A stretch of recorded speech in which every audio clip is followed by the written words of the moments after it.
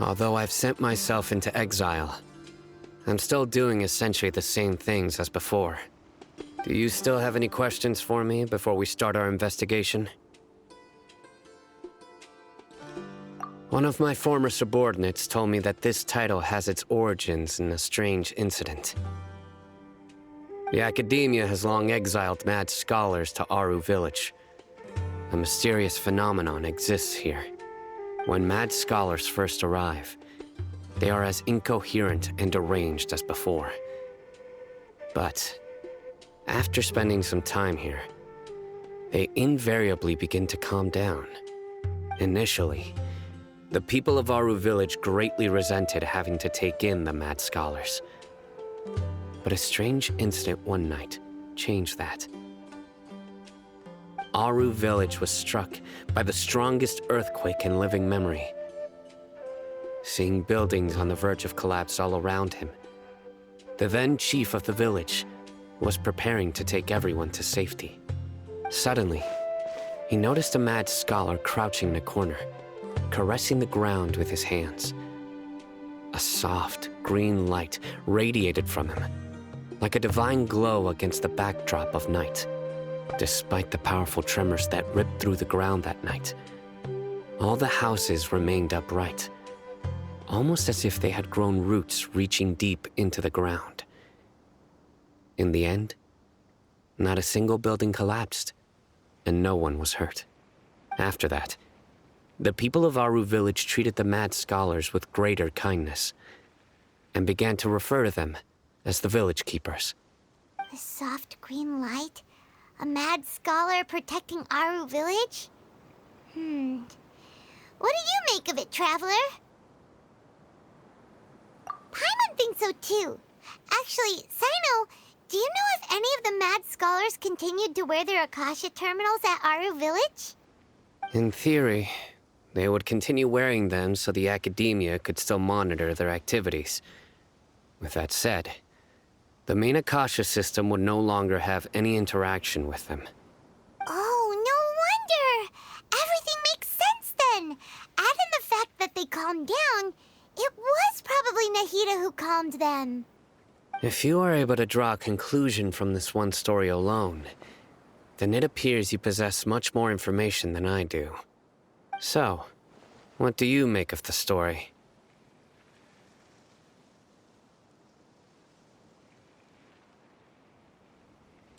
Really?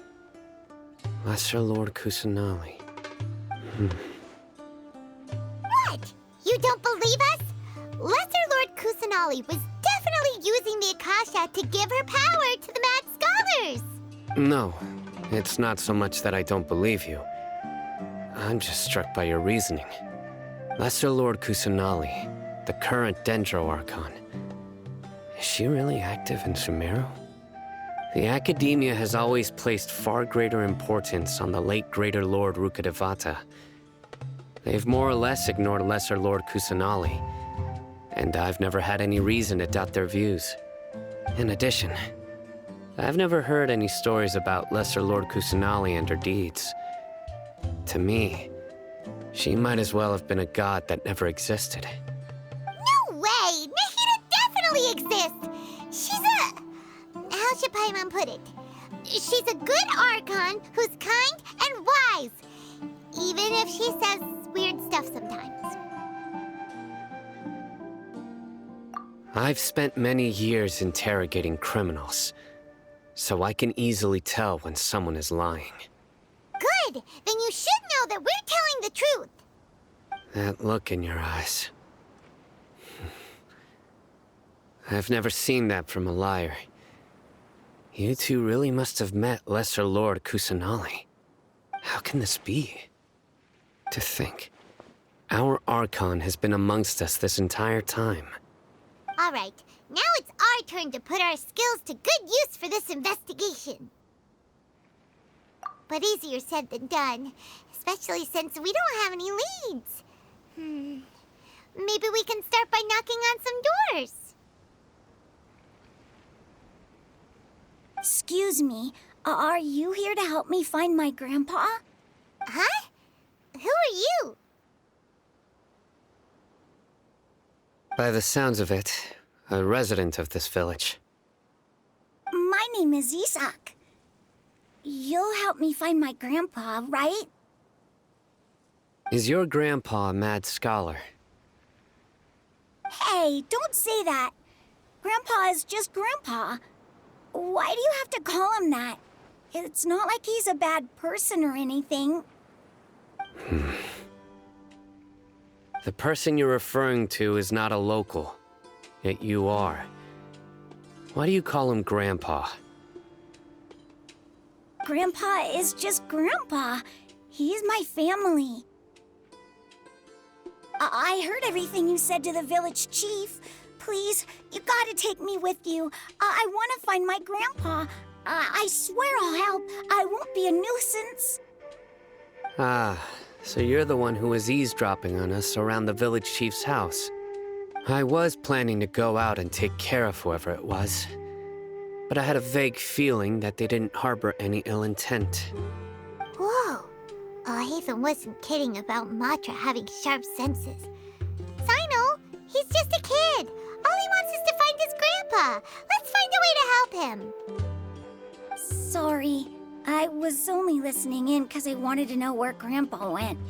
Honest. If you don't believe me, you can ask Miss Candace.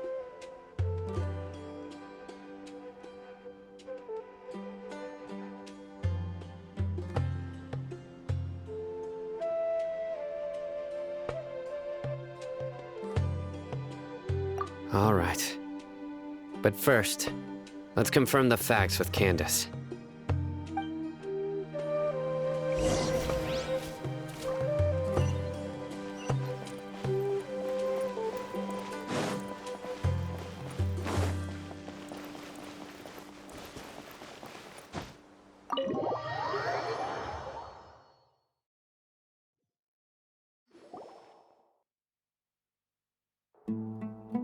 Sino is super vigilant.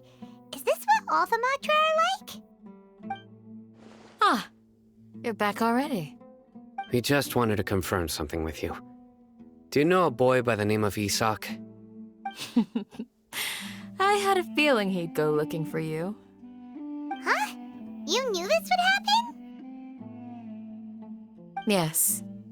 Although he tried his best to stay hidden, I still noticed him eavesdropping outside the window. He really wants to get his grandfather back. Isak's parents were both Aramite mercenaries who rarely returned to the village after finding employment in the city.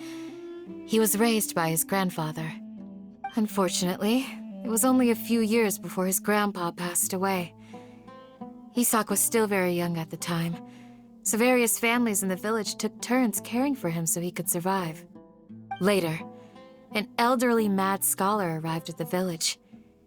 Isak thought the scholar bore a striking resemblance to his grandfather, and thus often spied on the man. However, the scholar was unkempt in appearance and incoherent in speech. Although Isak referred to the man as his grandpa, he was afraid and didn't dare to approach him. One summer night, the oft mumbling and bumbling grandpa suddenly calmed down and seemed to become more lucid. He even noticed Isak hiding in the distance. So Grandpa walked up to Isak and patted him on the head.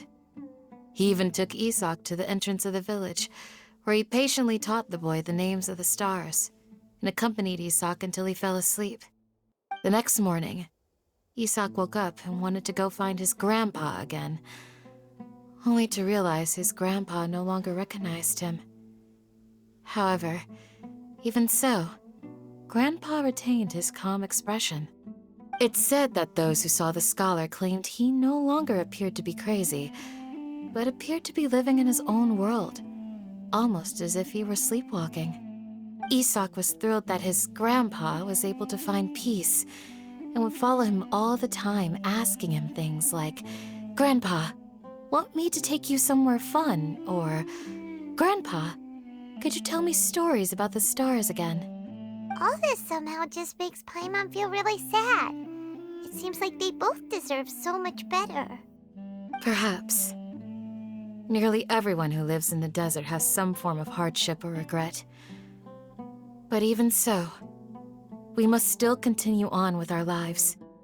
It's also my reason for fighting. I must continue to protect this land.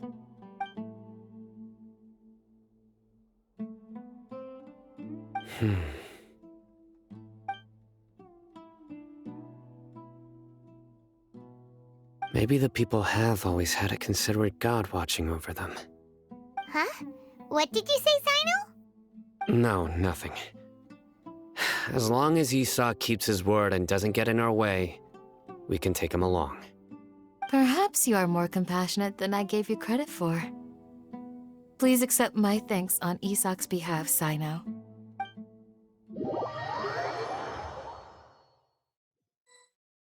Hey, Isak!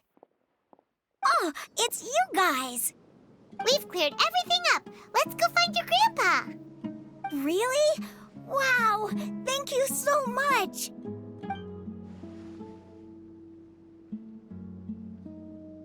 Yeah! All right. Let's ask the local residents some questions first.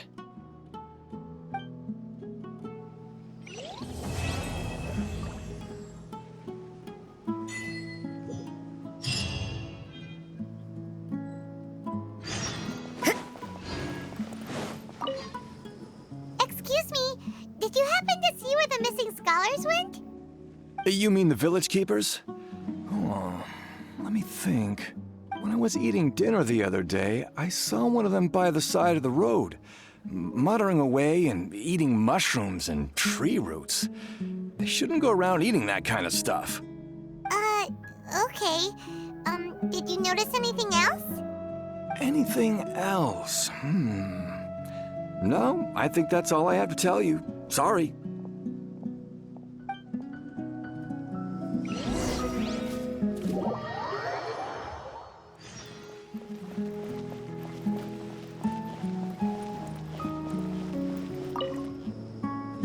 The scholars that have gone missing.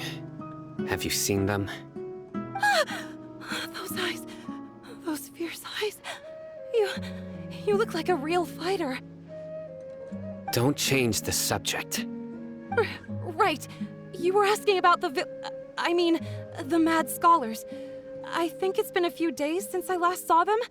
I usually go to bed pretty early, so I'm not too familiar with what goes on at night. But honestly, I feel quite sympathetic towards them. Even though they act a little strange, they've helped me in the past. If it weren't for them, my house would have collapsed long ago. Do you also think Grandpa and the others are good people? Grandpa? Oh, hello there. It's little Isak. You mean that nice man who looks like your grandpa's long-lost twin, right? He was actually the one who protected my house. I saw it with my own eyes. He happened to be staying near my house that day and was doing something with his hands on the ground. It still feels pretty surreal now that I think back on it. Did someone teach them how to do that? Well, whatever the case, I'll always be thankful to him and whoever taught him to look out for others. I'm pretty sure that if I ever went mad, I wouldn't be able to do anything like that. Gotcha! Thank you!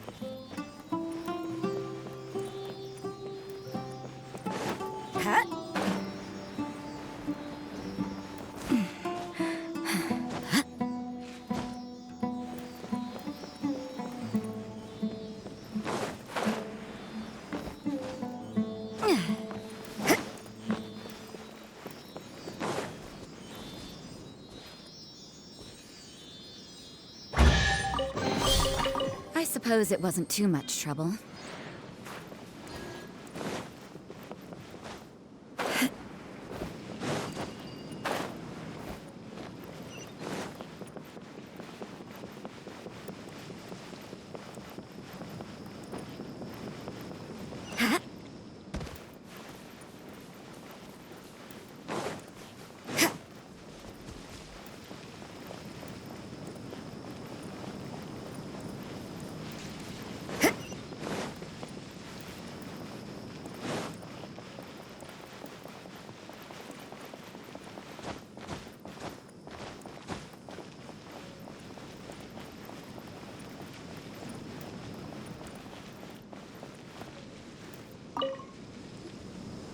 Sir, have you seen my grandpa recently?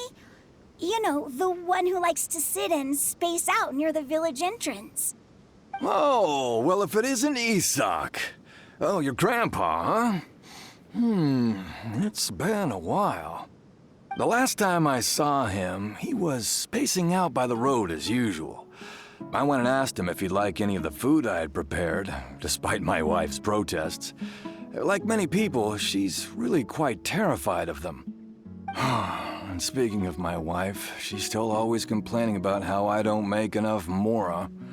That might explain why she's always mad at me. Oh, thank you. Thank you for taking care of him. It was nothing. You're looking for him, right? Did he go for a walk and get lost? Yeah. That's no good. Well, once you found him, come by my place again and I'll cook a little something for the both of you. I've known you since you were very young, so as far as I'm concerned, you're family. Please feel free to come by anytime. Wow, what a nice guy! Okay. Thank you, sir. Huh? Don't say anything for now. Isak, stay here. Let's head over there. Stay quiet as you move.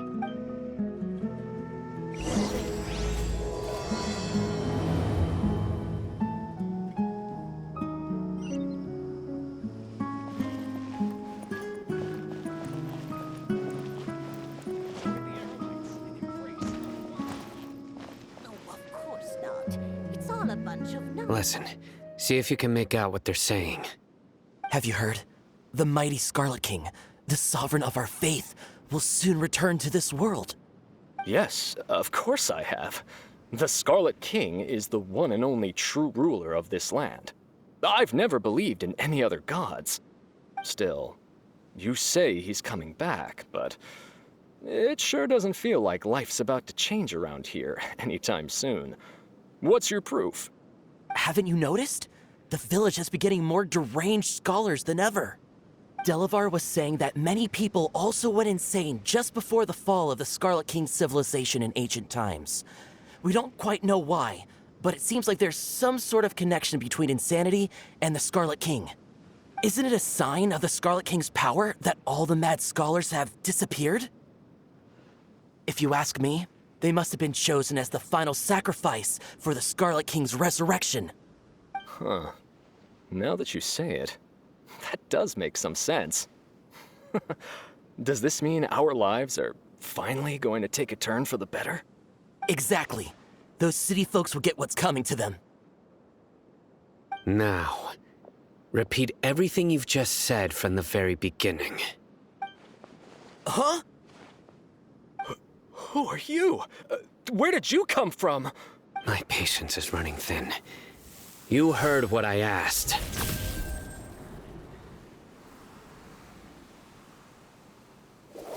Yeah, bro, this guy's something else. Just look at his eyes. One wrong move, and he's gonna flay us alive. Let's not get on his bad side, okay?